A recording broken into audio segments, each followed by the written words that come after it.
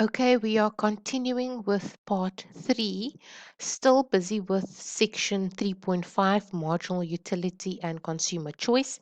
And we ended off where we said that our ratios of our marginal utilities was equal to the ratio of our prices for the two goods, or we could say that the marginal utility of food for over the price of clothing could be equal to the marginal utility of clothing over the price of food.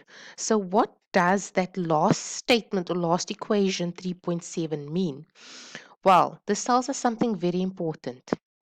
And it tells us that the utility maximization occurs when the budget is allocated in such a way that the marginal utility per rand of spending for each good is equal or the same to each other. So here we can see that the marginal utility of food per rand of spending on food is equal to the marginal utility of clothing per rand of spending for clothing, and that it's going to be equal or the same for each good.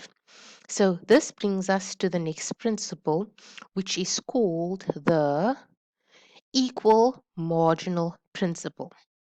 And this equal marginal principle states that utility is maximized when the equal marginal principle is satisfied.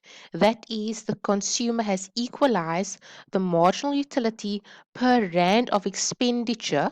So the marginal utility per rand of expenditure across all goods. So in our scenario, we only have food or clothing, but there could be across other goods as well. So that is your equal marginal principle, that the utility is maximized when the consumer has equalized the marginal utility per rand of expenditure or spending across all goods. The next example, 3.7, deals with marginal utility and happiness, and it shows that the average level of satisfaction with life increases with income, but it occurs at a diminishing rate. So that is figure 3.21, the marginal utility and happiness. And again, you can read through this example for your own understanding and for knowledge enrichment purposes in your own time. We will continue with the final section, still part of section 3.5, but it deals with rationing. And then this will conclude chapter 3. So, we have seen that in times of crisis or pandemics, for instance, rationing is sometimes used by governments to prevent prices from increasing under what would normally occur with competitive conditions. So, if the market system was left to its own devices, we would find that prices would increase if a shortage arose. But under periods of crisis, you find that governments have intervened in the past to prevent such increases in prices. So, under a market system, those with higher incomes could typically outbid those with lower incomes to get the goods that they wanted if the goods were in fact scarce. So, the example presented here is of price controls and rationing that occurred by the government with gasoline. So, we would refer to it as petrol. So, gasoline rationing in the US during 1979. So while there were price controls and it prevented prices from increasing, it did create shortages. But by guaranteeing that every eligible person could gain some minimum amount, even though it resulted in long queues, the rationing may have still benefited some to access a product where they would have otherwise not have been able to do so. Consider the idea of if things were just left to their own devices, those with higher incomes could outbid those with lower incomes. So while the idea of rationing is less efficient in allocating goods and services because some individuals may be worse off, you do find that others could be better off than before. So in figure 3.22, it illustrates this inefficiency of gas rationing. Now, in this example, the individual or the consumer has an income of $20,000 and gas has a price of $1 per gallon. So if the consumer decided to spend their entire income per annum on gas, they would spend their $20,000 on 20,000 gallons of petrol and that on gas, and that is reflected by this horizontal intercept over here.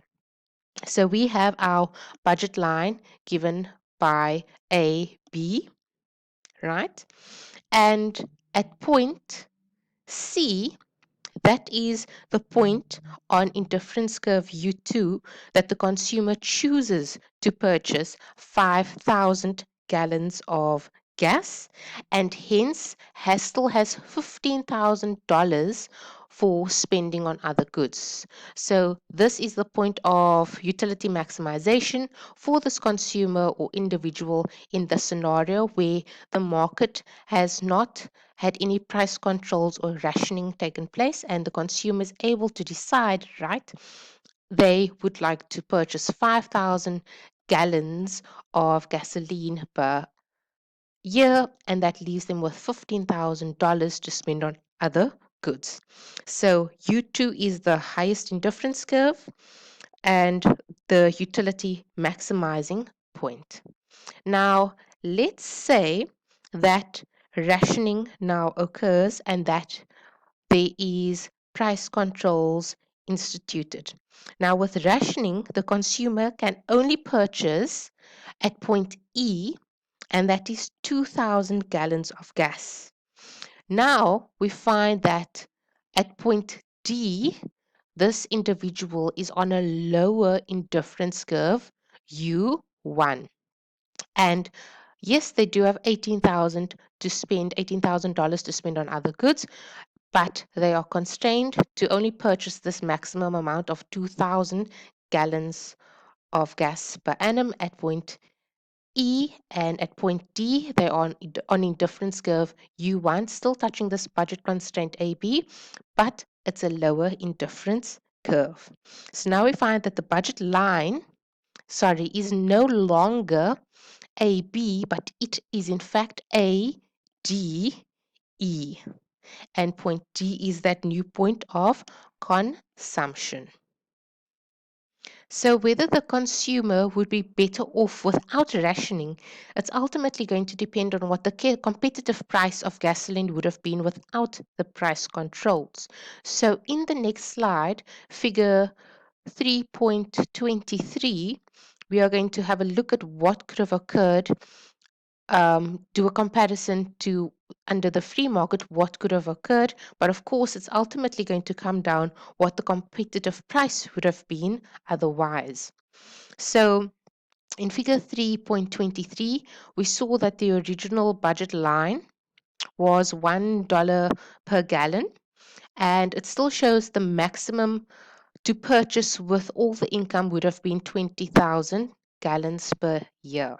Now, with rationing, we saw that she chose the maximum of 2,000 gallons on U1, and that was shown by point D, right? Now, if the competitive price was in fact $2, the budget line would pivot inward, and this would become the budget line now. If the price of gasoline was $2 per gallon and no longer $1 per gallon, then this individual consumer would purchase 3,000 gallons at point F, right? And would have $14,000 to spend on other goods. So now what we see is point F is in fact below this indifference curve U1. So if it was left to the market, we see that at point F, the consumer is in fact worse off than under rationing, right? However, if the price were $1.33, then the consumer would be at point G, which is over there. So then this would be the new budget line if the price of a gallon of gas was $1.33. and then the consumer would be at that point over there, point G. And we can see at point G on this different budget line, it is slightly above U1. So somewhat better off.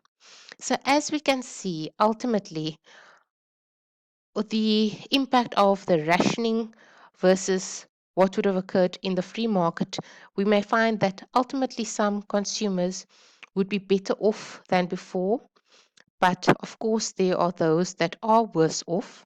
But ultimately, it is going to depend on what the competitive price would have been otherwise. This concludes chapter 3. We will work through an example in the next set of slides.